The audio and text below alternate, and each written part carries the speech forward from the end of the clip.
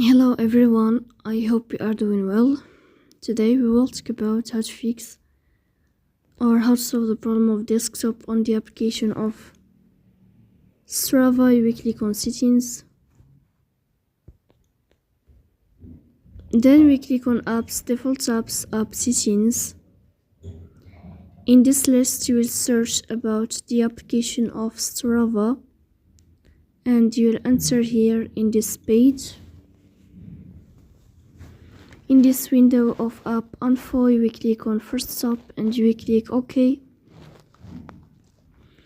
Here you will click on storage. Then we click on clear cache. In the end, you will go to Play Store and then we'll update your app. So that's all. Don't forget to support us by like and subscribe. See you next time.